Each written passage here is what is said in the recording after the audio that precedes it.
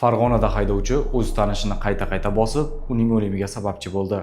Nima uchun qayta-qayta bosgan? Buning sabablarini hozir ko'rib chiqamiz. Ma'lum bo'lishicha, avval ham 2 marotaba sudlangan qo'qonlik fuqaro o'zining nomida bo'lgan Onyx da mahalladoshining do'koni yoniga kelib, signal chalgan. Do'kon egasi biroz kechroq chiqqani sababli tortishuv sodir bo'lgan. Mahalladoshi do'koniga kirib ketganidan so'ng ortidan kelib bo'g'gan. Janjaldan keyin ayblanuvchi do'kondan 2 dona suvni olib, mashinada ketib yuborgan. Bu borada do'kon egasi akalarini chaqirgan. Erkak oradan yarim soat o'tib qaytgan. Shuningdek, jinoiy harakatlarni davom ettirib, svetoforning qizil chirog'ida harakatni to'xtatib, mashina ortida turgan do'konchining akasiga qasddan tan jarohat yetkazish maqsadida katta tezlikda harakatlangan fuqaroni mashinada bosib ketgan. Mashina ostida jabrlanuvchi yotganini bilsa ham, yana mashinani old tomonga harakatlantirib, g'ildiraklar bilan fuqaroni ezib tashlagan. Jabrlanuvchi oradan 10 kun o'tib shifoxonada vafot etgan. Sudlanuvchi sud hukmi bilan 8 yil 6 oy muddatga ozodlikdan mahrum etildi.